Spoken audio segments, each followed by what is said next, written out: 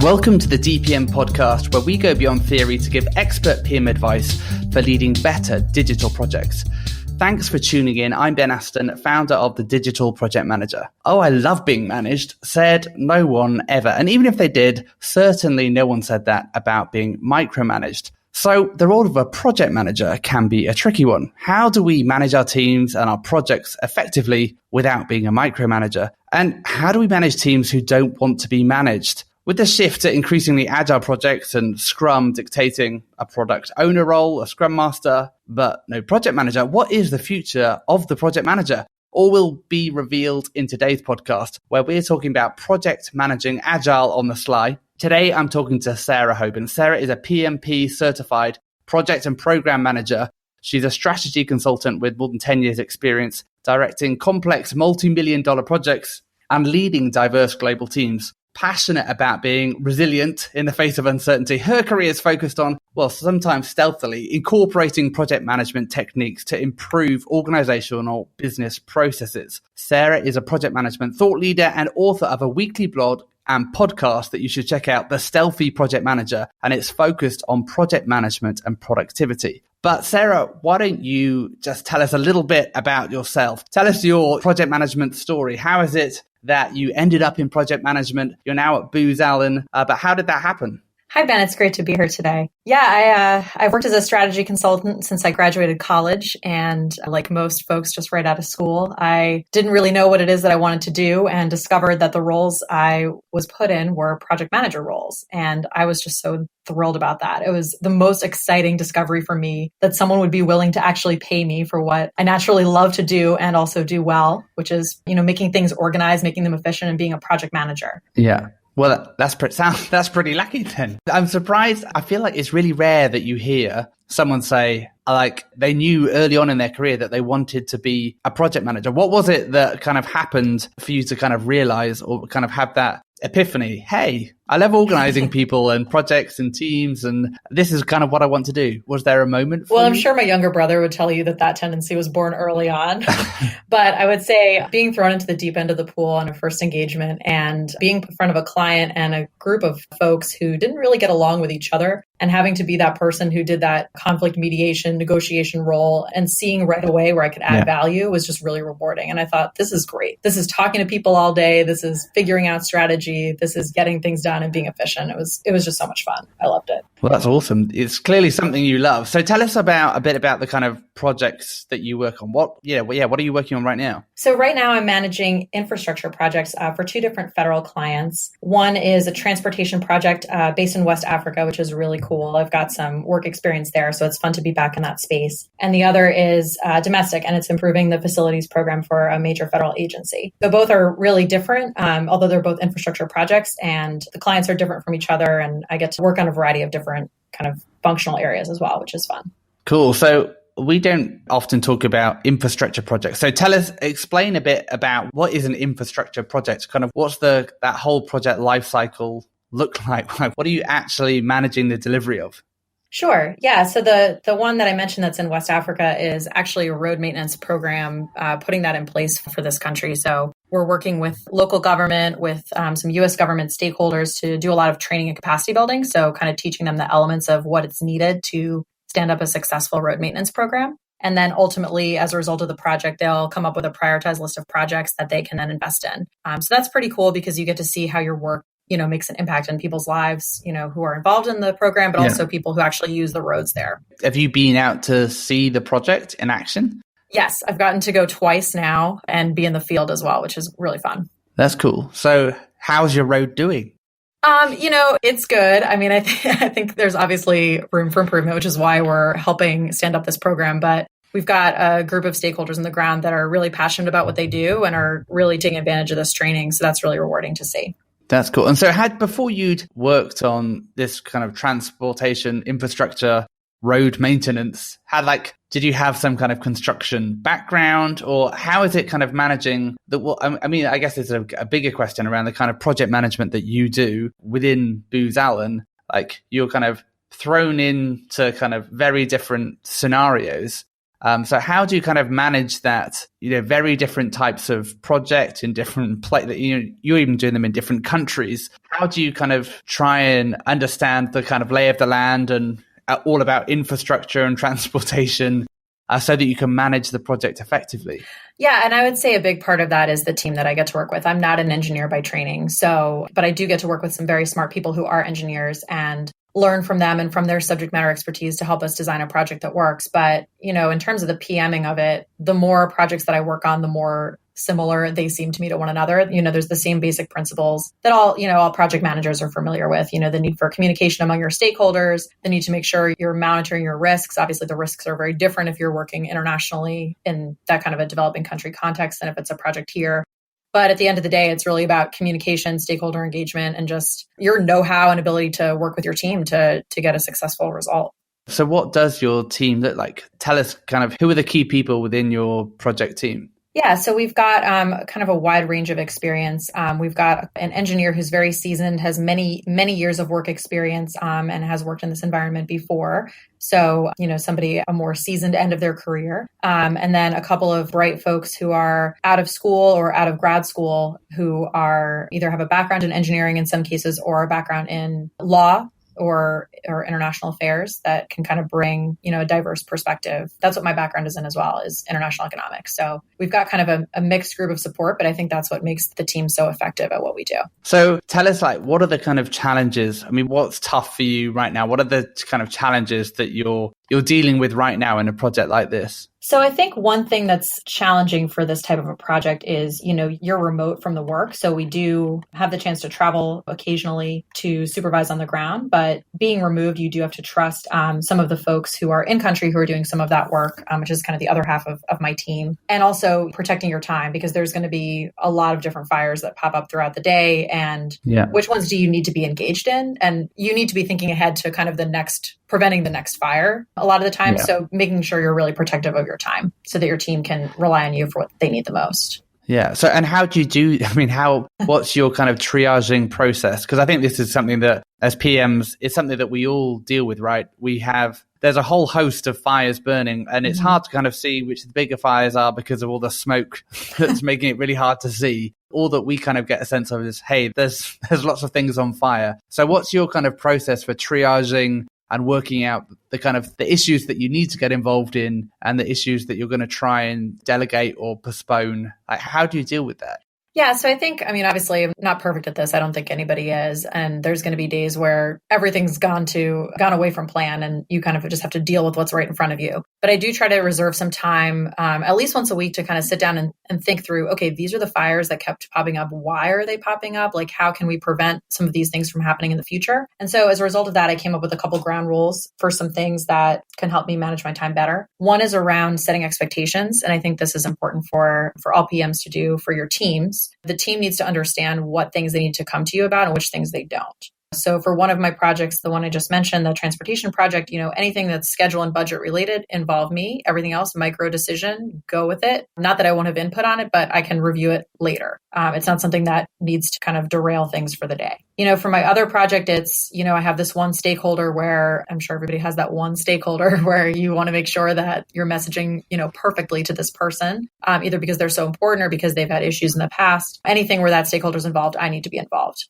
So I think it's kind of coming up with what those ground rules are for yourself, communicating them to your team, and then actually sticking to them. That can be the challenge, but kind of committing to stay out of the things that you said you didn't care about. Yeah, no, I think that's useful advice.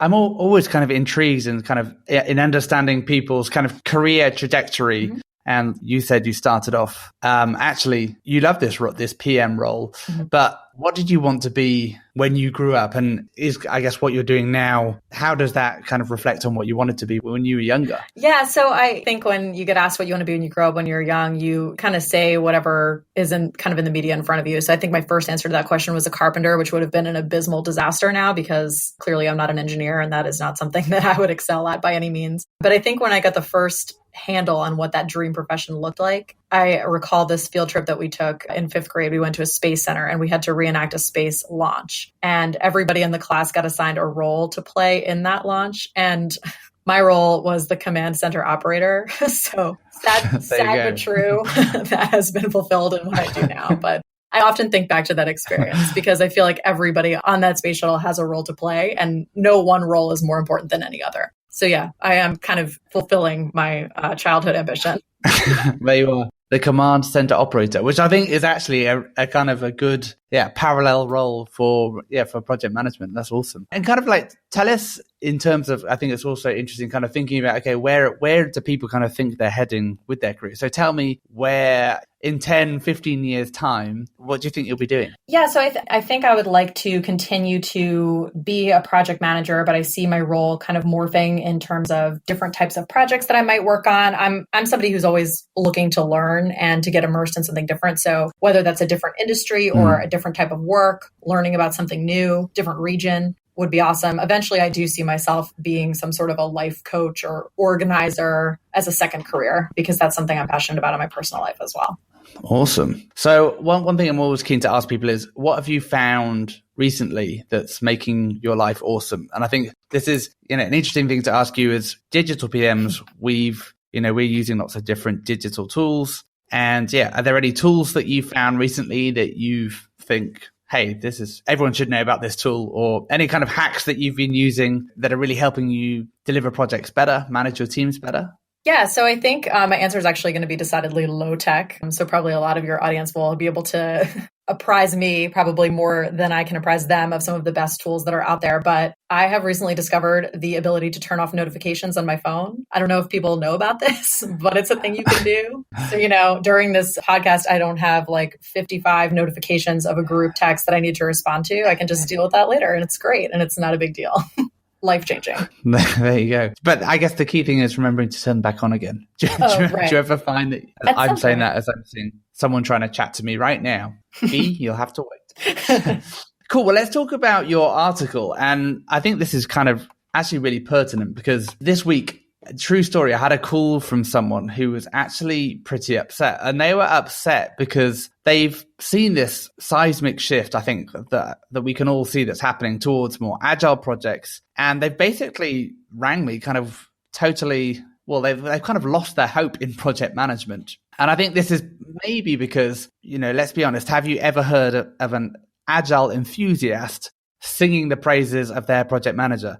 Agile is all about collaboration. It's about self-organizing teams. And it kind of throws into question a bit, what is the role of the project manager? So this person rang me and they'd been sold this idea that the project manager role is dead. And they were kind of saying, where do we go from here? What's my career come to? Like with an agile team, it's self-organizing. We have a scrum master, if we were following Scrum, that facilitates, that kind of gets rid of blockers. A product owner that grooms the backlog. So what's the role of the project manager? And if everyone's just getting on with the work themselves, where does that leave us as project managers? Well, I responded to her and said, hey, someone's still got to look at the kind of the big picture here. Where's the budget at? Where's the timeline at? What's the scope? There's stakeholder management. There's change management. There's resource management. The list goes on, but we're going to park that for an issue. I think the underlying issue we're trying to address, and I think that's what I want to talk about today, is this emerging role of the project manager in an agile world. How do we lead our teams by exception? How do we empower them to do their best work? And I think I really love Adam Pink's view on this. And he talks about, how we can motivate our teams. How can we take what motivates us, autonomy, mastery, and purpose, and use that to be, a better PM to lead our teams better. Now, Sarah, I don't know if you found this, but, one challenge with agile projects is everyone agrees, in principle, theoretically, that, we want to be more agile, that this is going to be an agile project. And one of the kind of consequences of that is often, I feel like the teams want freedom to do what they want. And, they're trying to self-organize. So they want freedom. But on the flip side of that, they don't want responsibility for the outcome of the project or the outcome of the work. Now, am I alone in this, or is this something that you found too? You're not alone. I have found this as well. And I think that's people say that they don't want to be micromanaged. And I agree. Nobody, wants that. And that's where the PM has to come in and walk that fine line between, like you said, helping the teams to be free and self-organizing, but also making sure that things don't go off the rails, right? And I think part of the reason why people are kind of shying away from this responsibility is because of human nature. When something goes wrong, you want to blame someone else. Even if it's something that the team together came to an agreement on, the PM can be that scapegoat, especially if you're a client-facing PM and you're the one who's interacting with the client. The team may not be as much. The client's going to call you and the team doesn't have to hear it. Yeah. So I think what it comes down to is having to lead your team to care about the client and the client's wants and needs as much as you do, which can be challenging, but I think there's a way to start to do that. So, talk us through that then. How do you expose the team to that? To care and to kind of expose them to the realities of, because I think sometimes our project teams kind of blinkered in their view of the project and, not see the broader context of why we're doing the project or what the project's for or that bigger picture. So talk us through how you help your teams care about the project beyond the deliverables that they kind of are focused on. They describe a leader versus a manager. The typical difference that they cite is that the leader is the one who's setting the vision for the project. But I also think that the leader is the one who sets the framework for the project. So especially folks that have been in the job market for a long time can kind of have an idea in their head about how things have to be structured and that they accept certain the presence of certain fires or things having to be a certain way. But I try to turn the heads on that and get them to come together with, okay, that doesn't have to be this way, rushing at the last minute. We can have a structure in place for how we do our deliverables, for how we do our review process, so that we're not kind of doing this to ourselves. There's one thing if you're working late for a client, but it's another thing if you're working late because you're disorganized on your own. I think part of the way that you do that is you get to know your team as individuals, understand what their strengths and weaknesses are, which helps you to figure out how you can really push to them as much work as they can really handle. And I know that probably sounds like, okay, I'm off on the beach sipping a Mai Tai while my team's doing everything. That's not what it's about, obviously. It's about freeing up your time so that you're the one who can spend the time building that client relationship to get the next piece of work. And I think having that conversation with them about where you're spending your time and being very transparent about that is helpful. So we use a Kanban board to track all of our project activities. And on there, I have all the project management activities as well, so that they can see, okay, I'm not just sitting around all day. I'm calling the client. I'm writing this proposal, I'm doing this marketing meeting. So they can kind of understand everybody has a contributing role. And I think that goes back to your point about the PM's not necessary. I think the PM, just like that space center in 5th grade, right? The PM has a role just as much as everybody else who's participating in that project has a role. It just may look a little different than theirs. Yeah. No, I think I really like this idea, what you're talking about in terms of creating visibility for the things that we do. And I think, so often our JIRA boards, whether or not the project board is often so focused on deliverables and producing stuff, because ultimately that's what we're getting paid to do. The project management is, something that happens kind of in the background, but actually I like what you're saying about creating visibility for the things that we're doing to help the team understand what you're doing there and the value that you're adding. And actually the reality that, hey, we're the ones that are keeping this whole thing on the rails so that there's work to do. And so ultimately we're, continuing that relationship with the client. Now, one of the things, your blog is all about stealthy project management. So tell us how that plays into this. Firstly, what is stealthy project that's a good question. I actually coined this term for clients, actually, on the client side of things. I've had a few clients in the past who have told me, I don't want PM. I don't need that. It's too much work. It doesn't add value. I don't want to pay for it. But the reality is you can't have a project without managing it. So you have to kind of disguise what PM is without their knowledge. So one example I did was I had a working session with them to brainstorm how to fix the problem. And then afterwards I was like, do you know what we just did there? That was strategic planning. Like, that's what you thought that scary word was. We spent an hour and we have a plan. It may not be the most perfect plan, but we've got something. Yeah. I just wrote up notes from that meeting. Great. Here's our charter. And then, later they were grateful to have that charter because they could, when they faced budget cuts, they could point to the project and say, hey, this is chartered and signed by the director and this validates the reason for our funding. So, the value can be seen. It may just not be realized, immediately, maybe down the road. But I think that the stealthy project management piece also applies to managing people. And that's subtle ways that you can empower people to make their own decisions, to learn on the job, while still moving the project forward, while still making sure that your stakeholders are happy and making sure that you, as the PM, are continuing to grow the work and grow the team.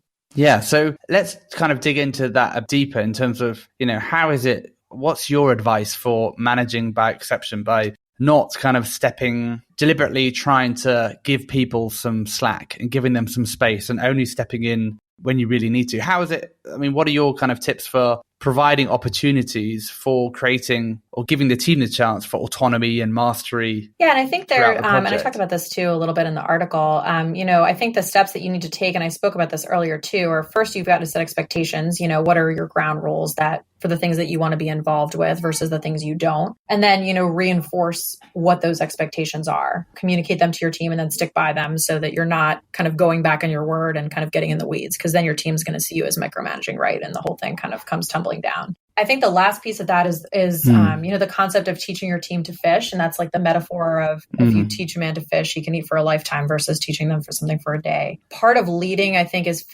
having your team figure out how to solve a problem. So one example was, I had a lot of, I'll say probably nitpicky comments on some deliverables we were doing for my project, admittedly nitpicky, but they just kept coming up over and over again. And my team figured out, hey, we should probably make a checklist so we catch all of these things so that we don't have to deal with Sarah. I didn't say, hey guys, you should probably think about making a checklist. I kind of let them come to that realization on their own, and they got it. I think the other thing that I try to do is I try to explain when I'm making a comment on something, what's my rationale for it? So if I know the client really well and they don't, I can tell them, hey, I'm picturing the client. He's definitely going to ask me about this, and try to get them to view the deliverables from that perspective, which I think, especially if you're a more junior employee, you don't always think to do, right? You look at it, it makes sense to you, but you're close to it. So kind of taking that step back and thinking about the audience. And then, finally, I'll try to have them either attend client meetings or listen in on client meetings so that they can hear me ask the questions that I should be asking, so they can kind of figure out what questions to ask themselves, like modeling that behavior. And then the other thing I do, which is not going to be interpreted as the nicest thing to do, but I do it. And I encourage other PMs to do it too, is look for opportunities where your team can fail.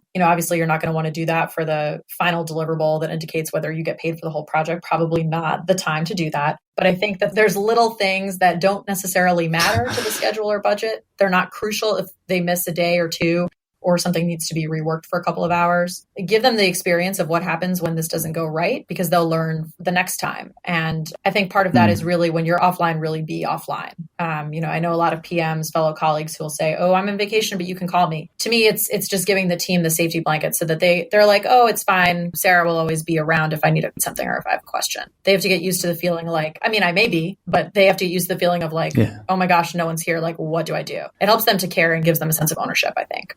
Yeah. No, I think that's sound advice. So talking about those kind of things that you wrote about in your article in terms of our role then as PMs, as we're managing by exception, we set expectations, reinforce the shared expectations, and teaching your team to fish. So I just want to kind of dig into setting expectations and kind of setting ground rules. What are your ground rules for the projects, and do they change project by project, or what's your process of actually setting those ground rules? Do you have a kind of a sit down with the team at the beginning of the project, or is it something that you try and kind of inculcate? Question. And they definitely differ project to project time, because there are certain projects where I feel like more PM involvement is needed versus others. And that can depend on, how the project is staffed or who the client is or what experience the team has working with that client. So, those can change. And I think some of those types of situations, I like to work with the team to come up with them. So throughout the project in our team meetings, we will kind of formulate what those ground rules are together. So for example, I mentioned for my one project, we have this QA checklist that we use now. We have this Kanban board that we use to manage tasks as a group. But we kind of came to that conclusion together through a trial and error process about what's going to work for us and what's not. For me, I try to explain up front, these are the things that I'm going to be really nitpicky about. One of the things I always tell them is, I used to be a technical editor in another life, so I will be obsessive about these details. So you should probably get it right. So kind of giving them a heads up about the things that matter to me, but generally formulating them as a group and as a team. Yeah, that's good. So let's kind of go back to where we kind of started the conversation in terms of the emerging role of the project manager. With Agile projects, our teams are wanting to be self-organizing, but I don't know what your experience is like, but I've never had a team that's actually been properly have you ever had a team that's been able to self-organize? What does a self-organizing team even look like to you? Yeah, I honestly don't totally know what that means. I feel like we'll get close. And I think if the team is perfectly self-organizing, then it would be the most boring job and I wouldn't want to PM it. But I think the reason for that is that people aren't perfect. So a team team's never going to be really perfect. They may be able to advance and as they start to work together, develop a rhythm with each other. But I think when you introduce a new team member or introduce a new set of circumstances, kind of that dynamic can change and the team has to kind of continually recalibrate itself. So to me, I see that as like a continuous improvement process. I don't think there's like a nirvana of self-organization, unfortunately. Maybe I'm biased as a PM that I feel like that'll never happen. I think the PM, like I was mentioning before, is really a part of that team and has a role to play just as much as the other team members do. Because, if you're a good PM, you're going to be, in the trenches with your team when you need to be. You're going to pitch in where you can lend a hand. It's not all just kind of sitting on high, looking down and seeing that things are going the way they should be. So I think that we'll continue to evolve in that direction, but I don't think we'll ever reach complete self-organization. Yeah, I think it's an interesting idea. And I think it's a nice idea. I think ultimately somebody has to set the vision of the project and make some really key decisions. Like there's always trade-offs that we're making as we're managing projects, right? We're prioritizing things. We're deciding what we can expend additional effort or time on. And, you kind of have to draw the line somewhere. And the challenge with a self-organizing team, in my experience anyway, is that there's this kind of, the project just doesn't move. It kind of doesn't really get any momentum because people kind of want to be kind of collaborative and they can't quite come to making a decision on something. And so kind of this kind of inertia sets in where people are kind of spinning their wheels a bit, but the project isn't really moving forwards. And so I think that's where I think the role of the project manager can be in terms of blocking in the canvas and saying, okay, guys, here are the parameters we need to work within. And here's when we need to make a decision by. And so, here are the parameters within which you can collaborate and self-organize and iterate on. But, it's a really clearly defined framework that we're providing for people to work within to help them do their work better, to help them self-organizing. But I don't know what your view is on that.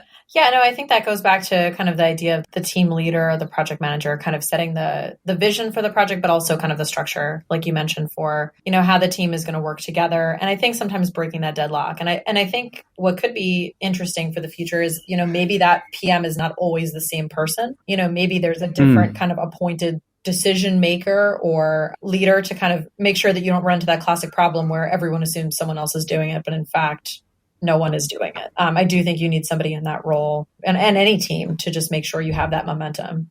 Yeah. So in terms of kind of like a first step for people, like there will be some people listening who are thinking, hey, well, this all sounds good. Giving the teams a bit of a leash, and one of the things you talked about right at the beginning was trusting your team and then setting the expectations, reinforcing those shared expectations, teaching the team to do it themselves and problem solve. But, how do you, what's the starting point? How do you get to that position of trust with your team to kind of let some stuff go? You talked about allowing them to make some mistakes, but it's difficult, isn't it? Like trusting your team when your head's on the block if this all goes wrong. So how do you, I'm curious to know, just as we finish, just what's the first step for developing that trust with your team? Yeah, I think what I've learned in the past, and I'm still learning, is, sometimes I'll have an issue with a team member and I just, I privately just get so frustrated. I'm like, they're just not pulling their weight. They're not understanding what's going on. They're not interfacing well with the rest of the team. And I just kind of work myself up. And then 9 times out of 10, I meet with them. And then I realize there's like something totally different going on. Like it's nothing to do with any of the things that I thought. It's usually a very simple and straightforward thing that can be resolved within like 20 minutes of talking. So I feel like a lot of that comes down to communication. So while I do try to be as hands-off as I can with my teams, I do meet one-on-one with everybody once a week. And, wow. It's a smaller team, so I can do that. So, obviously if you have a different size project or a very large team, you'll want to stagger that a bit more. But I do try to make time for those conversations. I think also having that time set up helps the team to know like, hey, this is my time with the PM. So they kind of learn to problem solve in the interim and then kind of come with their questions at once. So again, that helps with kind of managing your time. So not everything is kind of hitting you throughout the day as things crop up. So I think having those one-on-one meetings and just getting to know the person, kind of outside of work, and that comes out through that conversation. And then I try to do, even if it's a small sort of team building thing every so often, even if it's just, last week we had, it was somebody's birthday. So we went out and had our meeting over coffee, which, sounds like a small thing, but like, people appreciate that kind of stuff, just to kind of take a step back and kind of interact with each other as people without screens in front of us. So I think it's really getting to know people on a human level. Yeah. No, I think that's really sound advice. I think so often we can think, hey, I don't trust my team. But I think trust comes from that place of knowing the person and really solid communication and transparent, clear communication. Like if there's transparency there, if there's really clear communication there, then like that's where we can begin to build trust as we understand their perspective, we understand why they're saying what they're saying, and we can kind of predict their behavior maybe a bit more. That can really help to build trust. So, Sarah, thanks so much for joining us today. I think that's been really helpful. Great. I was glad to be here. Thanks so much, Ben. Well, if you'd like to contribute to this conversation it's about, the future of project management, the future of the Agile project manager and what that looks like, well, head over to thedigitalprojectmanager.com to comment on Sarah's post. But you can also join our Slack team. Head over to the resources section of our website, and you'll be able to join the conversation where we're talking about this and a whole load of other things. But until next time, thanks for listening.